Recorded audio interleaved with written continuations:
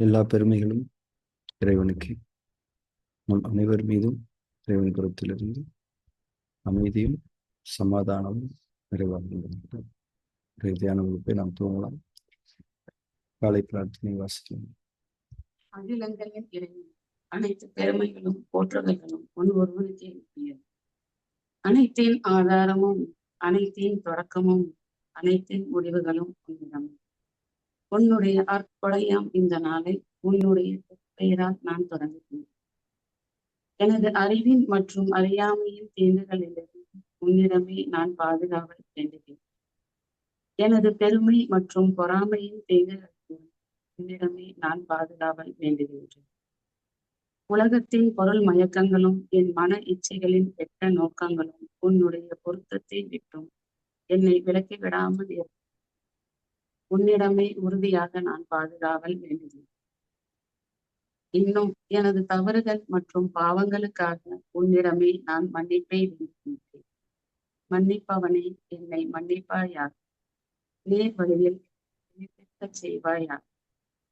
உன்னுடைய அருளை கொண்டும் கருணையை கொண்டும் உன் புறமிருந்து நற்குணங்களை கொண்டும் ஞானங்களை கொண்டும் என்றென்றும் என்னை நீ வழி நடத்துவாயாக. நீ என்னுடன் எப்போதும் இருந்து கொண்டிருப்பதை என்னை எப்போதும் உணர்ந்திருக்க செய்வாயாக.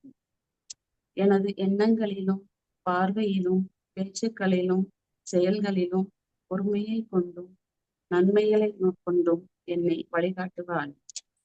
எனக்காக நீ நாடியிருக்கும் நன்மைகளை தவறாது நான் அடைந்து கொள்ள எனக்கு நீ உதவி செய்வாயாக. நீயே என் இறைவன், நீயே என்னுடைய பொறுப்பாளன், நீயே என் இறைஞ்சுதலை செவியேற்பவனே, படைப்பாளனே, புதிய படைப்பாக என்னை ஆக்கி தருவாயாக. புதிய வாழ்க்கையில் என்னை வாழ வைப்பாயாக. அமைதியும் சமாதானமும் ஆரோக்கியமும் ஞானங்களும் நன்மைகளும் மேன்மைகளும் குளிர்ச்சியும் கதகதப்பும் சோலைகளும் நீரோடைகளும் தூய உணவுகளும் உறவுகளும் நிறைந்த புத்தம் புதிய வாழ்க்கையை உன்னை கொண்டு நான் விரும்புகின்றேன். விருப்பங்களை அளிப்பவன், ஏற்றுக்கொண்டேன் இறைவனை. புதிய வாழ்க்கையில் என்னை வாழ செய்வாயாக. புதிய படைப்பாய் என்னை ஆக்கி தருவாயாக. உன்னுடைய அருட்படையாம் இந்த நாளை உன்னுடைய திருப்பெயரால் நான் தொடங்குகின்றேன். பெருமைகளும் புகழ்களும் உன் ஒருவனுக்கே.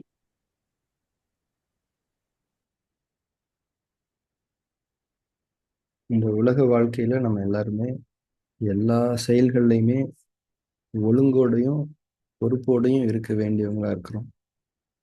ஆனா இந்த உலக வாழ்க்கையில எதுவுமே நம்ம கட்டுப்பாட்டுல இல்லை. எதுவுமே நம்மளுடைய இஷ்டப்படி இங்க இயங்கக்கூடிய தன்மையில இல்லை. ஆனா நம்ம இங்க ஒழுக்கமா இருந்து ஆகணும்.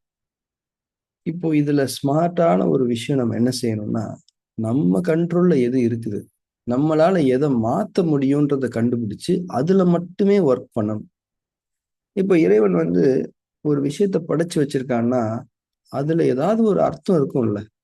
என்னப்பா இவங்களை நம்ம ஒழுங்கா இருக்க சொல்றோம் உலக வாழ்க்கையில, ஆனா எதுவுமே அவங்க கண்ட்ரோல் இல்லாம இருக்கு, எப்படி அவன் ஒழுங்கா இருப்பேன், இது நியாயமா அப்படின்னு ஒரு கேள்வி இறைவனுக்கு வருமா இல்லை?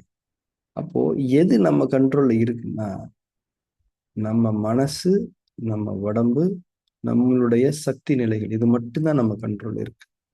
அப்ப இறைவன் ஒரு ரூல் வச்சிருக்கான். உங்க அகம் எப்படியோ அப்படித்தான் உங்கள் புறமும் அமையும்.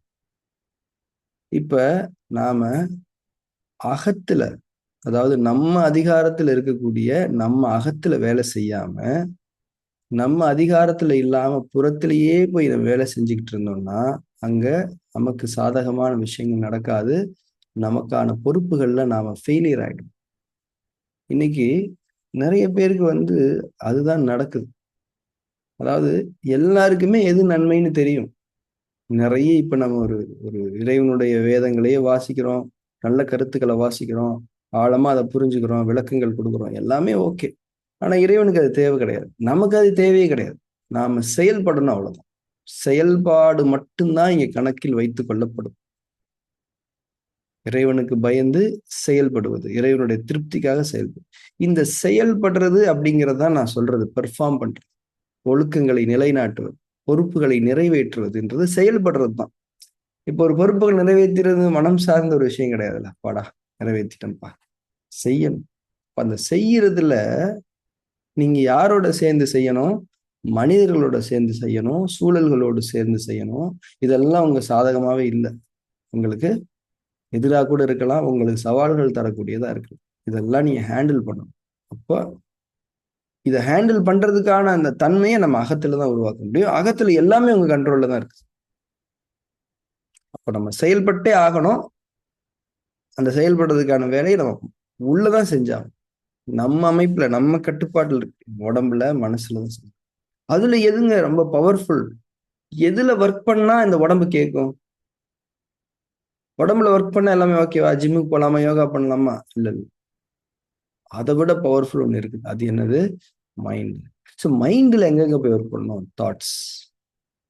இந்த தாட்ஸை நீங்க மாஸ்டர் பண்ண பண்ண பண்ண பண்ண உங்களுடைய இருப்புல ஒரு கண்ட்ரோல் உங்களுக்கு வரும். உங்களுடைய மனசு, உங்களுடைய உடம்பு, உங்களுடைய உணவுகள், உங்களுடைய எல்லாத்தையுமே நீங்க ஒழுக்கத்துக்கு கொண்டு வந்துட முடியும். இந்த ஒழுக்கம் அப்படியே ரெஃப்ளெக்ட் ஆகித்தான் ஆகணும். அதான் விதி. ஒருத்தன் உங்களுக்கு எதிராக இருக்கணும்னு கங்கணம் கட்டிட்டு கூட இருக்கலாம். ஆனா உங்க அகத்துல அந்த ஒழுங்கும் அந்த ஒரு சமநிலை தன்மை இருக்கும்போது அவனுடைய சக்தி அங்க எடுபடாது நமக்கு எதிராக. ஏன்னா நம்ம ஒழுங்குல இருக்கும்போது நாம இறைவனோட சந்திப்புல இருக்கிறோம். இறைவன் நம்ம கூட இருக்கிறான். இறைவனுக்கு எதிராக இங்க யாரும் எதுவும் நிக்க முடியாது, செய்ய முடியாது. அவ்வளவுதான். இதுதான் சிம்பிளான ஒரு விஷயம். இப்போ தாட்ஸ், இந்த தாட்ஸை எப்படி மேனேஜ் பண்றது அப்படிங்கிறது தான் நம்மளோட கேள்வி. இந்த தாட்ஸை பத்தின ஞானங்களை நாம புரிஞ்சுக்கணும். தாட்ஸ்னா என்ன? ஒரு புள்ளியிலிருந்து எழுச்சி பெறும், எழுச்சி பெறும், எழுச்சி பெறும், உச்சத்துக்கு போகும், அப்புறம் அது இறங்கிடும். இந்த ஸ்டார்டிங் பாயிண்ட்ல இருந்து அந்த பீக் பாயிண்ட்டுக்கு இன்பிட்வீன் அந்த கேப் இருக்கு இல்லையா, அந்த கேப்ல தான் அந்த தாட் உங்களை ஒரு செயலை செய்யறதுக்கு புஷ் பண்ணுது. இப்போ அது நல்ல தாட்டா இருந்தா தாராளமா புஷ் பண்ணலாம், அதை நம்ம செய்யலாம். நல்ல தாட்டா இருந்தா கூட அந்த ஸ்டார்டிங் டு பீக் பாயிண்ட்டுக்குள்ள நம்ம அதை செஞ்சிடணும், அப்பதான் செய்ய முடியும். இதுல கெட்ட தாட் வரும்போது மட்டும் அந்த நேரத்துல ஒரு பொறுமையை நம்ம காக்கணும். அந்த பொறுமையை காத்து பழகிறதுக்கு தான் இந்த தியானம். எப்பயுமே இந்த பொறுமையை தான் காக்கணுமா? இல்லை. நான் கெட்ட பதிவுகள் எல்லாமே பலகீனம் ஆயிடுச்சுன்னா அது அவ்வளோ பீக்கெல்லாம் போகாது. வரும் போ, வரும் போ, வரும் போ. இந்த நியூஸ் பேப்பர் போடுறவங்களாம் இருப்பாங்க, பாத்துருக்கீங்களா? அப்படி தூக்கி போட்டு போயிட்டே இருப்பாங்க. அந்த மாதிரி ஒரு கெட்ட தாட்டு வரும், அப்படி வீசும். இவன் வரமாட்டான்டா, இருந்தாலும் போட்டு பார்ப்போம், நம்ம கடமை தான், போட்டு பார்ப்போம். டெய்லி போட்டுக்கிட்டே இருக்கும். ஊருக்கெல்லாம் போயிட்டோம்னு வச்சுக்கோங்களேன், பேப்பரா கிடக்கும். அந்த மாதிரிதான் அந்த கெட்ட தாட்ஸ் நம்ம மனதில் அடி இருந்துகிட்டே இருக்கும். சரியா? நல்ல தாட்ஸ் எப்படி தெரியுமா வரும்? அப்படியே வெத்தலை பாக்கோட தாம்பூலத்தோட வீட்டுக்கு கதவை தட்டி வாங்கிக்கோங்கன்னு சொல்லி. இப்ப அப்படியே ரிவர்ஸா நடந்துகிட்டு இருக்கு. நியூஸ் பேப்பருக்காக என்ன, கதை உடைச்சு உள்ள வந்துடுறான், படிச்சு ஆகணுங்கிறான்.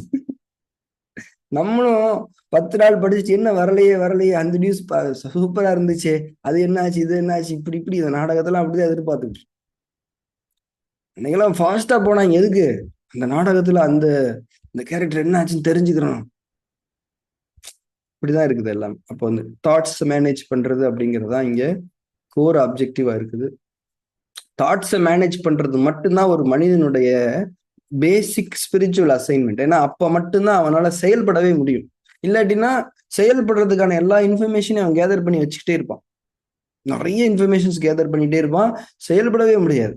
அந்த இன்ஃபர்மேஷன்ஸை கேதர் பண்ணி வைக்கிறதே ஒரு நாள் உங்களுக்கு பயன் இல்லாம போகும்.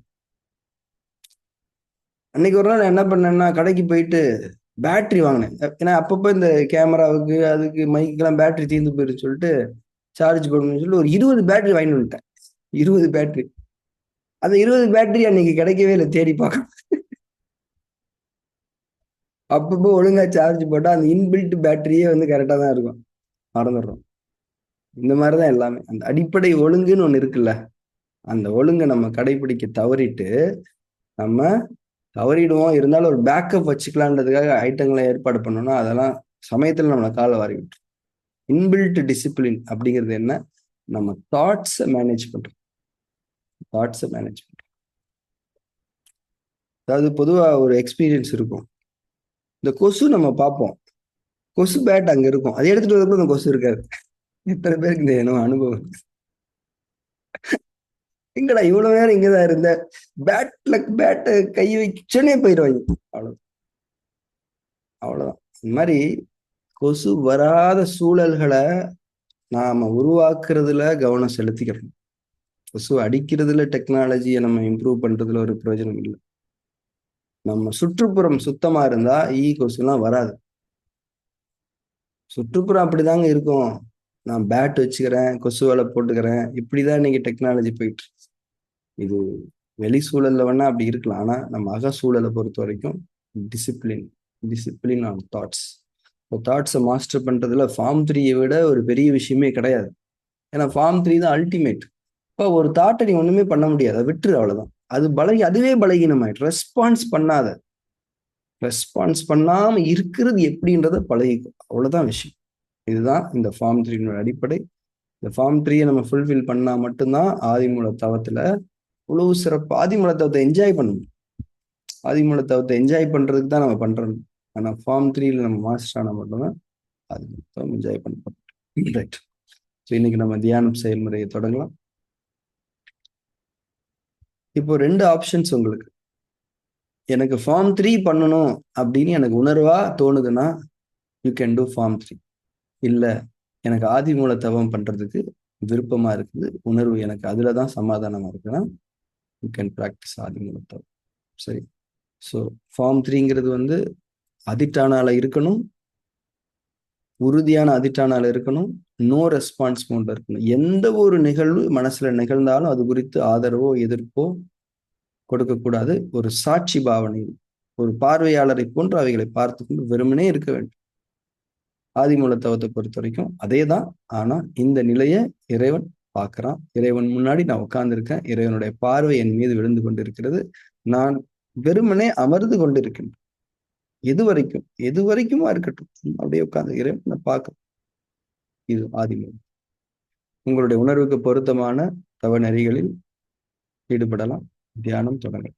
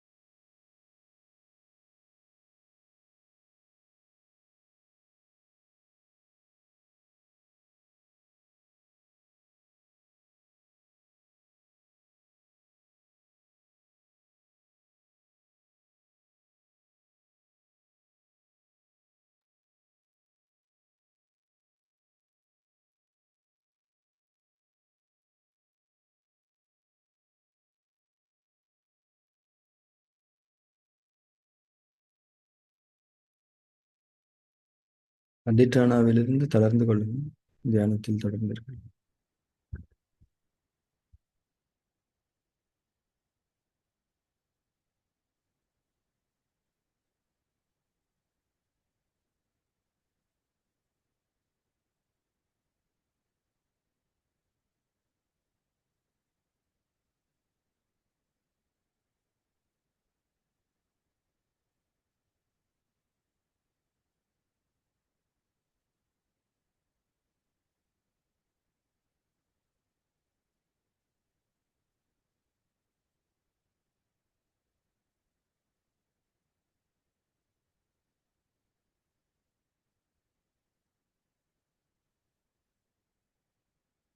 தியானத்தை நிறைவு செய்து கொள்ளலாம். கண்களை திறந்து.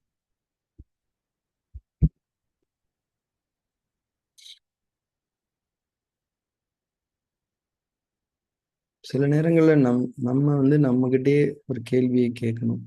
நம்ம மேல நம்ம வந்து திருப்தியா இருக்கிறோமா அப்படின்னு சொல்லி. ஆமா, என் மேல நான் ஹாப்பியா இருக்கேன் அப்படின்னு நீங்க உணர்ந்தீங்கன்னா, அது இறைவன் உங்க மேல ஹாப்பியா இருக்கிறதா தான் அர்த்தம். ஒவ்வொரு நாளுமே அந்த விஷயத்த நம்ம செஞ்சுக்கணும். சில நேரங்கள்ல இப்ப என்னோட அனுபவம், சில நேரங்கள்ல இது இப்படி பண்ணியிருக்க கூடாது, அப்படி பண்ணியிருக்க கூடாது, I'm not happy with me அப்படிங்கும்போது அதுதான் இறைவனுடைய பார்வை. ஏன்னா உள்ளத்திலிருந்து உணர்வா இறைவன் அறிவிக்கிறான். அது மட்டும் கிடையாது, அதை அடுத்து கரெக்ட் பண்ணிக்கிறதுக்கான ப்ராப்பர் கைடன்ஸ் நமக்கு கிடைக்கும். அதுதான் அந்த செல்ஃப் அனாலிசிஸ் பண்றதுனுடைய ஒரு தன்மை. ஏன்னா எல்லாருமே தவறுகள் செய்யக்கூடியவங்களாம். ஆனா தவறுகளை எப்படி நம்ம தடுத்துக்க முடியும், திரும்பி ரிப்பீட் ஆகாம பார்த்துக்க முடியும்ன்றதை கத்துக்கிறதுல தான் விஷயமே இருக்கு. இப்போ இப்போ மோட்டிவேஷன்ஸ் அப்படின்னு சில விஷயங்கள் இருக்குல்ல. நிறைய பேர் மோட்டிவேஷன்ஸ், இப்போ நீங்க சோசியல் மீடியாவுக்கு போனீங்கனாலே மோட்டிவேஷன் தான். பயங்கரமா இருக்கும் கேட்கறதுக்கு. அப்படியே கேட்கும்போது பயங்கரமா அப்படியே ஏறும். அடுத்து என்னங்க வாங்க எங்கேயான்னு கூப்பிட்டாங்கன்னா முடிஞ்சு வச்சு டோட்டல் மோட்டிவேஷன் காலி. சரியா? என்ன மொபைல் நோண்டிக்கிட்டே இருக்கிறீங்க? என்னது மொபைல் நோண்டுறான்? ஒரு மோட்டிவேஷன் பாக்குறேம்மா, நீ பார்த்ததெல்லாம் போதும், இங்க வந்து இதெல்லாம் பண்ணடு. மோட்டிவேஷன் அப்படிங்கிறது ஒரு உணர்ச்சி தான். மனம் ரெண்டுடைய ஒரு மாயாஜாலம். மனம் ரெண்டு என்ன தெரியுமா? நீ நல்லவன் தான், சூழ்நிலை இப்படி பண்ணிருச்சு இப்படின்னு நம்மளை சொல்லிக்கிட்டே இருக்கும். இப்படி சொல்லி சொல்லியே நம்மளை கெட்டவன் ஆக்கிக்கிட்டே இருக்கும். ஆனா உணர்வு அப்படிங்கிறது அப்படி கிடையாது. உணர்வுங்கிறது ஒழுக்கம் தான், வேற ஒண்ணுமே கிடையாது. டிசிப்ளின். அந்த டிசிப்ளின் வந்துருச்சுன்னா மோட்டிவேஷன்லாம் தேவையே கிடையாது. ஏன்னா டிசிப்ளின் அப்படிங்கிறது வந்து இறைவனோட இருக்கிற ஒரு தன்மை தானே. இறைவனோட இருக்கிற தன்மையில வெற்றி தானே. அதுக்கு எதுக்கு மோட்டிவேஷன் ஒண்ணு வேணும்? மோட்டிவேஷன் வந்து இந்த உலகம் சார்ந்த வெற்றிகளை பெறுவதற்கு தான் உங்களை புஷ் பண்ணுது. அது கூட ஒரு ஃபேக்கா தான் பண்ணுது. பத்தியா, இந்த மாதிரி பண்றேன்னு சொல்லிட்டு தான், ஆனா பண்ணல. ஆனா டிசிப்ளின் அப்படிங்கிறது வந்து நம்மளுடைய உண்மையான வெற்றிக்காக, இறைவனுடைய திருப்திக்காக நம்மளை வளர்க்குது. சில நேரங்கள்ல அந்த டிசிப்ளினை வளர்த்தெடுக்கிறது வந்து ஆரம்ப நிலைகள்ல ஸ்லோவா இருக்கலாம். நிறைய சேலஞ்சஸ் வரலாம். ஆனா வளர்ந்துருச்சுன்னு வச்சுக்கோங்களேன், யாராலையும் அசைக்க முடியாது. அதை நம்ம வந்து எக்ஸ்பீரியன்ஸ் பண்ணணும்னா, நான் ஏற்கனவே சொல்ற விஷயங்கள்லாம் ஒரு மாசம் கிளாஸ், ஒரு மெடிடேஷன் பண்றோம் இல்லையா, இதை விட்டுருங்க, இது தனியா இருக்கு. இது வந்து நமக்கு ஒரு லேர்னிங் ஒவ்வொரு நாளும்.